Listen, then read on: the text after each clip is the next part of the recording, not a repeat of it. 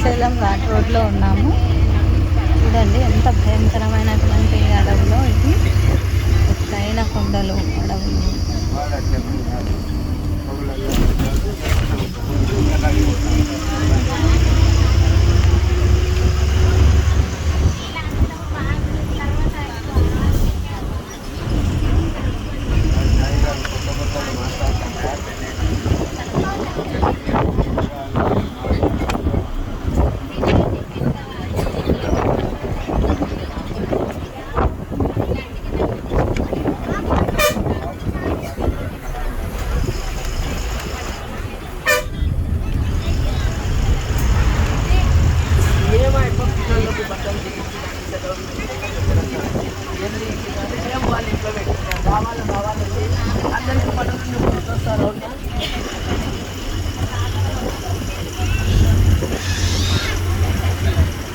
వర్షాలు పడుతున్న కారణంగా చెట్లు కొంచెం బాగా పచ్చగా ఉన్నాయి.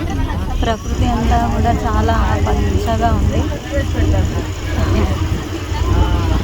నిజానికి చెప్పాలంటే మంచి ఎయిర్, న్యాచురల్ ఎయిర్ అమ్మ ఒడిలో చేయి పట్టుకొని వెళ్తున్నట్టుగా ఉంది ఇక్కడ. చాలా అద్భుతమైనటువంటి, ఇది ఒక ఆనందకరమైనటువంటి ఫీలింగ్. అడవిలో ఇంతసేపు న్యాచురల్ ఎయిర్. మనము ఊర్లో ఉంటాము, బస్సుల ఆటోలు, వెహికల్స్, సౌండ్ పొల్యూషన్, పొగ, ఇవన్నీ మనం రోడ్లపైన తిరిగేది. కానీ ఇక్కడ చాలా ప్రశాంతమైనటువంటి వాతావరణం, చక్కటి గాలులు, ఎత్తైన కొండలు. ఇక్కడ ట్రైబల్ పీపుల్స్ ఉంటారండి. వాళ్ళు ఏం చేస్తారంటే ఇక్కడ దొరికేటువంటి మూలికలు, కందమూలాలు, వాటన్నింటినీ కూడా మనకి శ్రీశైలంలో అక్కడక్కడ శ్రీశైలంలో దారింట అక్కడక్కడ పెడతారనమాట అమ్మడానికి. శ్రీశైలంకి శివరాత్రి అప్పుడు పాదయాత్ర వెళ్తారు కదండి. అక్కడికి వెళ్ళేటప్పుడు మనకి ఏమీ కూడా దొరకదు దారింట. అసలు తినడానికి కానీ, వాటర్ కానీ ఏమీ దొరకదు. అయితే వీళ్ళు ఎక్కడి నుంచో మోసుకొని వెళ్తారు వాటరు.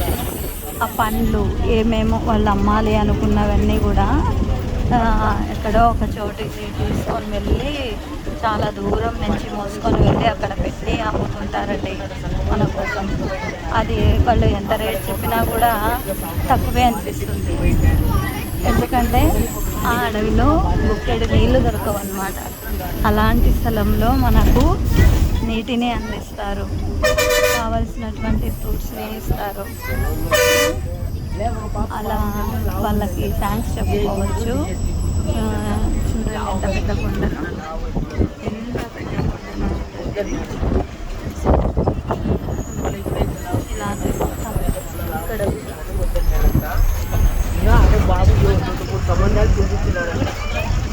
ఆ బాబు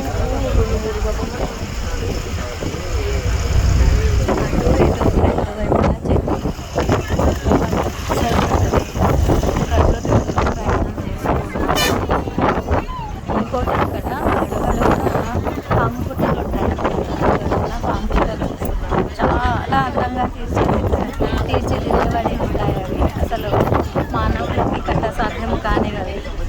ఎంత పెద్ద పెద్ద బిల్డింగ్స్ కడతారు కానీ పాము పుట్టలు కట్టాలి అంటే పాములకే, చీమలకే, అది చీమలు కట్టిన పుట్టలు పాములు నిలబడి ఉంటాయి అంటారు కదా. అలాగా అంత చీమలకి ఎంత తెలివి చూడండి. అంత పెద్ద పెద్ద పెద్ద పెద్ద పుట్టలు పెట్టింటాయి అన్నమాట. చాలా అందంగా ఉంటాయి ఆ సన్నటి మట్టలు, చాలా అందంగా పెట్టింటారు. ఇంకోటి ఇక్కడ గమనించింది ఏమంటే ట్రైబల్ పీపుల్స్ వాళ్ళ ఇల్లు ఉన్నాయి కదండి, వాళ్ళ ఇల్లు తర్వాత కొంతమంది షాప్స్ ఇట్లా పెట్టుకొని ఉన్నారు. వాళ్ళు మొత్తం గ్రిల్తోనే కవర్ చేసేసుకున్నారు. ఎందుకు అని ఆలోచిస్తే అక్కడ ఎక్కువగా జంతువులు తిరుగుతూ ఉంటాయి కదా, క్రూర జంతువులు. ఆ జంతువుల బారి నుండి వాళ్ళని వాళ్ళు కాపాడుకోవడానికి ఇళ్ళకు మొత్తం కూడా గ్రిల్ వేసి ఉంటారు అన్నమాట. మొత్తం గ్రిల్ ఉంటాయి ఇల్లు. చాలా అంటే చాలా అందంగా ఉంది.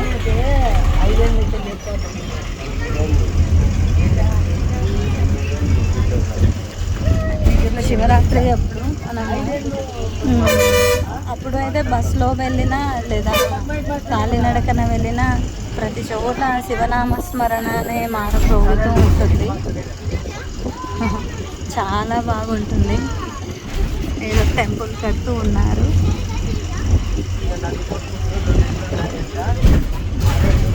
ఆ బేరం పెట్టినాడు ఎందుకంటే ఒకసారి అందాలా ఎట్లా అంటా పొద్దునైతే కష్టమవుతుంది అంటే ఇలా డబ్బులు చేయాలంటే అడిగితే ఇప్పుడు కష్టం కదా. ఎక్కువ ఉంటేనే మనం తీసుకునేది.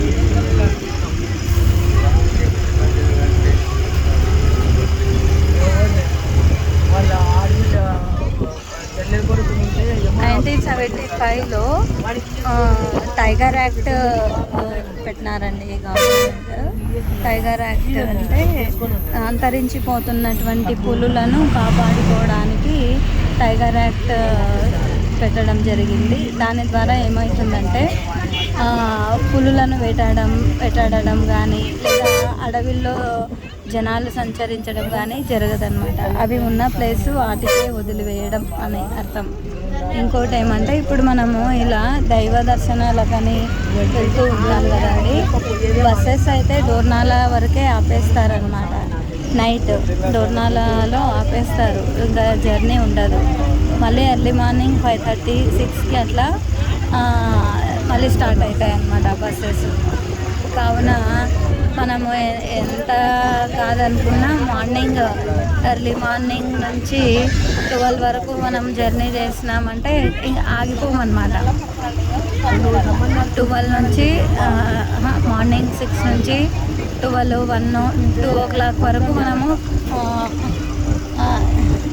బస్సు ప్రయాణం చేయవచ్చండి. 12కి అక్కడ ఎక్కినామన్నా ఇక్కడ మనము తొందరగా వచ్చేస్తామన్నమాట. కాదని మనం ఈవినింగ్ ఎక్కామనుకోండి, 5 అట్లా ఎక్కామనుకోండి, డోర్నాలకు వచ్చేపాటికి ఆపేస్తారనమాట. జర్నీ ఉండదు, ఇంకా ఆపేస్తారు. బస్సులోనే ఉండిపోవాల్సి ఉంటుంది. కాబట్టి 2 o'clock లోపలనే మనము స్టార్ట్ అవ్వడం మంచిది అన్నమాట. మార్నింగ్ నుంచి 2 o'clock వరకు స్టార్ట్ అయితే మంచిది. ఇంకా ఈవినింగ్ అట్లా స్టార్ట్ అయినామంటే ఇక్కడ వచ్చి ఆగిపోవాలి. ఇంకా మళ్ళీ ఇంకా మనకి అలో చేయరన్నమాట ఫారెస్ట్ ఆఫీసర్స్. అలా ఇక్కడ ట్రైబల్ పీపుల్స్కి చక్కగా ఇళ్ళు ఉన్నాయి, తర్వాత గవర్నమెంట్ స్కూల్స్ ఉన్నాయి, వాళ్ళకి అన్ని సదుపాయాలు ఉన్నాయండి. కాకపోతే వాళ్ళకి జంతు భయం అనేది ఉంటుందన్నమాట. ఇక్కడ ట్రైబల్స్ పీపుల్స్తో పాటు ఇక్కడ ఫారెస్ట్ ఆఫీసర్స్ కూడా వాళ్ళతో పాటే నివసిస్తూ ఉంటారు. ఎందుకంటే ఎక్కడి నుంచో పోస్టింగ్ అయి ఉంటారు రోజు అప్ అండ్ డౌన్ చేయలేరు కాబట్టి వాళ్ళు కూడా ఇక్కడే ఫారెస్ట్లోనే వాళ్ళకి ఇచ్చిన క్వార్టర్స్లో వాళ్ళు నివాసం ఉంటారన్నమాట. అలా ఒక వెహికల్ వస్తే ఇంకొక వెహికల్ కాసేపు ఆగాల్సిందే, అలాగనమాట ఇక్కడ. ఎందుకంటే రోడ్డు చాలా చిన్నది. ఇంకా అటువైపు వెళ్ళినామంటే లోయలోకి పడిపోతాం. ఆ లోయలోకి పడిపోతామన్నమాట. అందుకని ఒక వెహికల్ వస్తే ఇంకొక వెహికల్ ఆగాల్సిందే. లోయ చాలా లోతుగా ఉంటుంది, అసలు చిన్న పీస్ కూడా దొరకదు. పడినామంటే పొరపాటున ఒక చిన్న పీస్ కూడా దొరకదు అన్నమాట. తెల్లవారుజామున చూస్తే కనుక మనం 8 లోపల అట్లా చూస్తే మేఘాలు కిందికి వచ్చేసి ఉంటాయి, మేఘాలు కింద పోతూ ఉంటాయి అన్నమాట. చాలా బాగుంటుంది ఆ దృశ్యము. ఈరోజు లంచ్ బ్రేక్ అనేసి ఇచ్చాడు. లంచ్ బ్రేక్ ఎప్పుడు కూడా డోర్నాలలోనే ఇచ్చేవాళ్ళు, కానీ ఈసారి ఆత్మకూరులో ఇవ్వడం జరిగింది. ఎర్లీగానే భోజనాలను నింపారు. అక్కడ కొంచెం లేట్ అయింది మాకు. మళ్ళీ నెక్స్ట్ డోర్నాలలో టీ బ్రేక్ ఇచ్చాడనమాట. అక్కడ కూడా ఒక 1/2 hour ఇచ్చాడు. అందుకనే బస్ లేటుగా పోతూ ఉంది. ఏదేమైనా ప్రకృతిని చూస్తూ లేట్ అయింది అన్న సంగతి కూడా మర్చిపోతూ ఉన్నాను.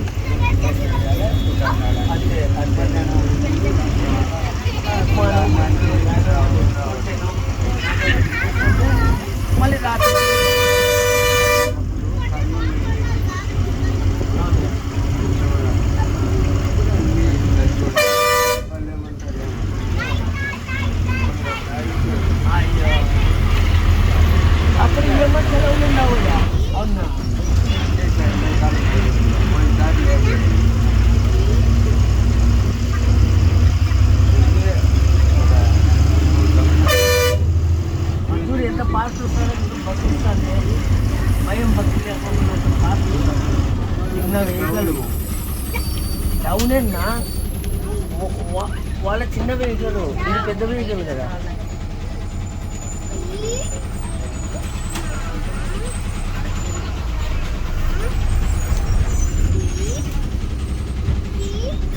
మా ఆనందంలో నీళ్ళన్నీ ఉంటాయి బాగా, పిల్లలు ఈత కొడతారు.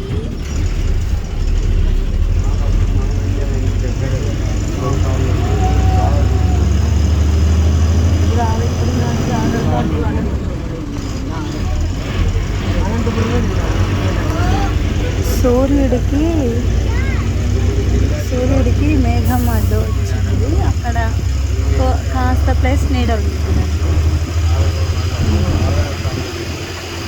ఎంత ప్రకృతి చిత్రం అంటే అసలు మనకి భూమిని కాల్చాలి అంటే ఎన్ని వేల కోట్ల ఏమంటారు నిప్పు అంటించినా కాదు. సూర్యుడు ఒక్కడు వస్తే చాలండి. అలాగే వర్షం కూడా. అసలు మనం భూమిని తడపలేము, మన వల్ల కాదు అది. కానీ వర్షం వచ్చిందంటే చాలు, భూమి అంతా తడిచిపోతుంది. అది ప్రకృతి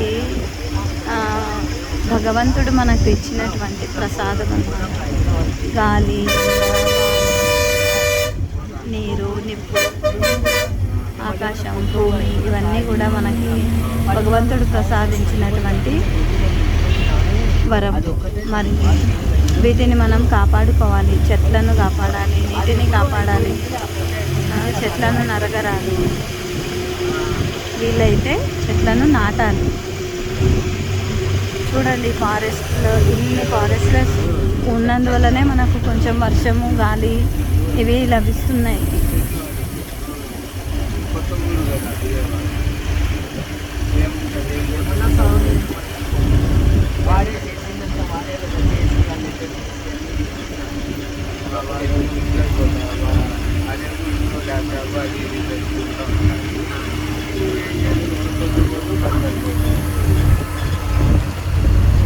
ఈయన కంప్యూటర్ రాదు, ఏమీ రాదు.